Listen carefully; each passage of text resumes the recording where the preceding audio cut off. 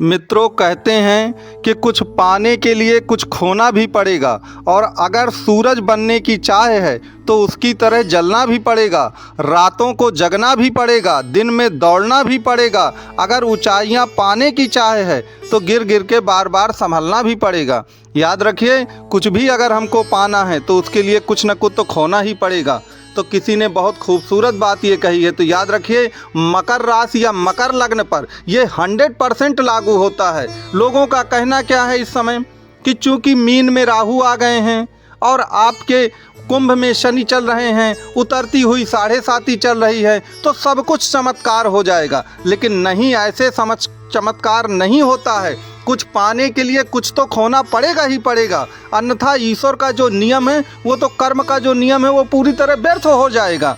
तो इसलिए आपको कुछ पाने के लिए क्या क्या करना पड़ेगा, आज मैं ऐसे आपको कुछ चमत्कारिक उपाय इस राशि के बारे में बताने वाला हूँ, जो आपको ना तो किसी बुक्स में मिलेगी, ना तो आपको किसी ज्योतिष में वीडियो में मिलने वाला है। तो वो कौन से उपाय हैं जिससे वास्तव में चमत्कार हो जाएगा। जो भी मकर राशि या मकर लग्न के लोग हैं, इसके लिए आप ध्यान से पूरा वीडियो बिना स्किप किए देखते रहिए। याद रखिए, मैं दावा करता हूं कि आपका जीवन बदल जाएगा। तो चलिए हम पहले एक अचूक चमत्कार की बात करते हैं कि राहु आपके मीन राशि में है।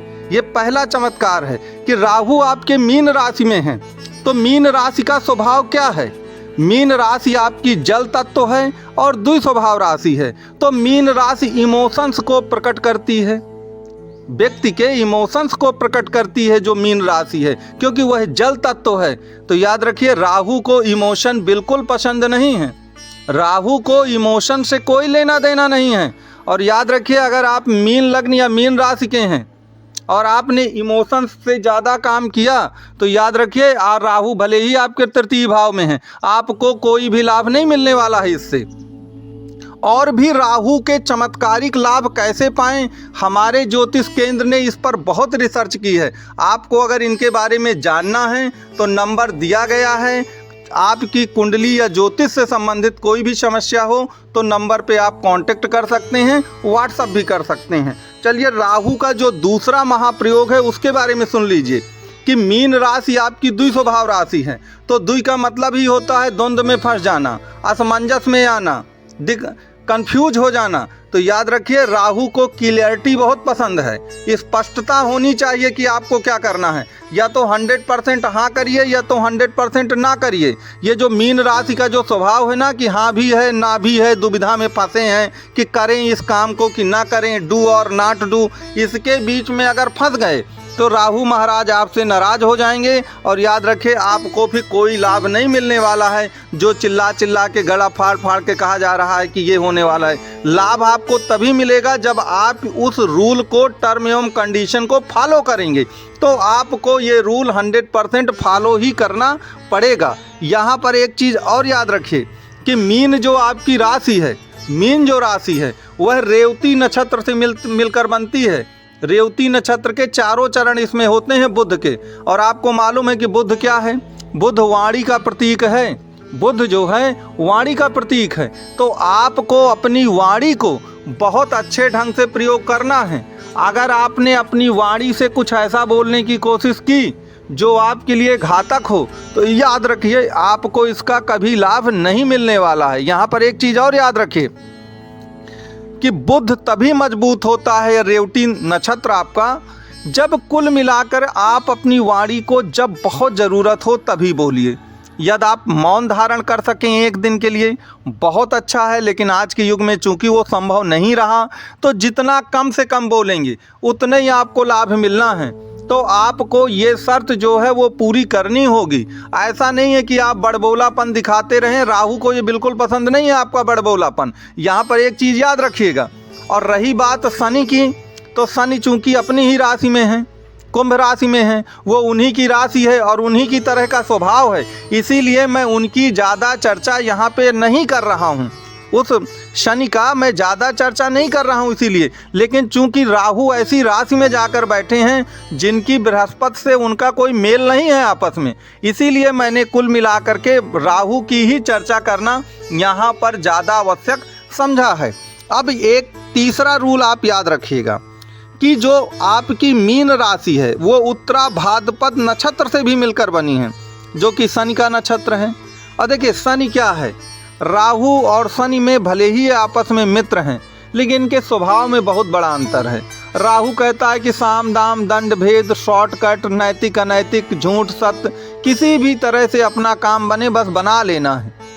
लेकिन शनि महाराज ऐसा नहीं कहते हैं, वो ये कह रहे हैं कुल मिला के शनि महाराज कि आप हार्ड वर्क, डेडिकेशन और ऑनेस्टी के साथ और पूरा प्रोसेस पूरा करिए, तब जाके सफलता मिलेगी। अब दोनों की इन चीज़ों में है अंतर, तो अब आपको यहाँ पर ये देखना पड़ेगा कुल मिला के कुंडली में कि वास्तव में आपकी कुंडली में राहु ज़्यादा मजबूत हैं कि शनि ज़्यादा मजबूत हैं। और याद रखिए, यदि आपके कुंडली में कोई ऐसी दशा आने वाली है, उदाहरण के तौर पर अगर आप मकर लग्न या मकर राशि के व्यक्ति हैं और सूर्य की दशाएं आने वाली हैं, तो सूर्य अष्टमेश होते हैं, तो याद रखिए फिर आप शनि की राह पर चलिएगा। आप शॉर्टकट ना अपनाइए, असाम दाम दंड भेद और नीत अनीत ये सब गलत काम मत करिए, क्योंकि सूर्य की दशा बहुत ही अयोगकारी होती है और वह फिर आपको दंडित करेगी, याद रखिएगा। इसी प्रकार यदि शनि की महादशा आने वाली है तो शनि तो दंडाधीश हैं। अगर आप राहु के पथ पर कुछ गलत किए हैं तो फिर जब शनि आएंगे तो कुल मिला, लेकिन यदि आप में बुध और शुक्र की दशाएं आने वाली हैं या चल रही हैं महादशा, तो आप राहु के पथ का इस्तेमाल कर सकते हैं। राहु 100% आपको बहुत भारी सफलता देकर जाएंगे। इसके सिवा आपको राहु को ज़्यादा मजबूत करना है, राहु के पथ पर चलना है या शनि के पथ पे ही चलते रहना है, इसके लिए आप कुंडली का विश्लेषण करवा सकते हैं। नंबर दिया गया है, आप उसमें कांटेक्ट कर सकते हैं। कुल मिलाकर बेहद व्यवहारिक और रिसर्च के ढंग से आपको सब कुछ बताया जाएगा और पूरे उपाय आपको समझाए जाएंगे। यहाँ पर एक चौथा रूल जरूर याद रखिए कि आपको ये चीज़ याद रखना है कि जो आपकी मीन राशि है, देखिए ये जो जल तत्व राशि होती है और चूँकि बृहस्पति उसके स्वामी हैं, जो कि ज्ञान और चिंतन के स्वामी हैं, तो होता ये है कि ये जो जब मीन राशि में राहु जाता है या जिनकी मीन राशि पड़ती है, वो कुल मिलाकर करते क्या है कि सोचते बहुत ज़्यादा हैं और एक्शन कम लेते हैं। क्योंकि आपने देखा होगा कि जो व्यक्ति बहुत सोचता है वो एक्शन बहुत देर से लेता है या ले भी नहीं पाता है, दुविधा में फंस जाता है। द्विस्वभाव राशि है ही। तो जब आप एक्शन के लिए कुल मिला के ज़रूरत से ज़्यादा सोचेंगे तो आप काम नहीं कर पाएंगे। और देखिए शनि हो या राहु, ये कर्म पे ज़्यादा विश्वास करते हैं, ये दिन रात सोचने पे वो विश्वास नहीं करते हैं। तो अगर आप दिन रात सोचते बस रहेंगे, कर्म बिल्कुल नहीं करेंगे, तो आपको याद रखिए फिर आपको लाभ नहीं मिलने वाला है। भले ही राहु आपके मीन राशि पे आ गए हैं तृतीय भाव पर और शनि आपके उतरती हुई 7.5 है, लेकिन आपको वो चीज़ तो फॉलो करनी ही पड़ेगी जो इनकी टर्म एवं कंडीशन है। अगर आप ये नहीं फॉलो करते हैं तो याद रखिए वहाँ पर फिर दिक्कतें आने वाली हैं। पांचवा जो रूल फॉलो करना है कि देखिए मीन राशि में याद रखिए कि ये बहुत कंफर्टेबल जोन में रहने वाली राशि है। आपने देखा होगा कि मीन का मतलब क्या होता है, मीन का मतलब होता है मछली, और आपको मालूम ही है कि मछली का कंफर्टेबल जोन क्या होता है, पानी होता है। पानी से आप मछली को निकाल दीजिए, फिर देखिए उसकी तड़प क्या होती है, उसे तड़प तड़प के मर जाना है। तो जो मीन राशि होती है ये कंफर्टेबल जोन की राशि है, तो आपको अपने कंफर्टेबल जोन से तो निकलना ही पड़ेगा, क्योंकि राहु और शनि जो हैं वो कहते हैं पड़े पड़े कुछ नहीं मिलने वाला है आपको कर्म तो करना ही पड़ेगा और वीरों की तरह लड़ना पड़ेगा। आपको कंफर्टेबल जोन से बाहर निकलना ही पड़ेगा। यदि आप अपने कंफर्टेबल जोन से बाहर नहीं निकलेंगे तो राहु और शनि आपकी कोई मदद नहीं करने वाले हैं, इस चीज़ को आप ध्यान दीजिएगा। तो आपको अब आप कंफर्टेबल जोन से कैसे निकलेंगे, उसके लिए क्या करना पड़ेगा, उसकी यदि हम यहाँ पे चर्चा शुरू कर दूँ मैं तो फिर ये बहुत देर लग जाएगी, बहुत बड़ा वीडियो हो जाएगा, उससे दिक्कतें आएंगी। तो कुल मिलाकर के आपको मैंने हिंट कर दिया है कि कंफर्टेबल जोन से आपको निकलना पड़ेगा, तभी जा कर के आपको कुल मिलाकर के इनके पूरे लाभ मिलेंगे।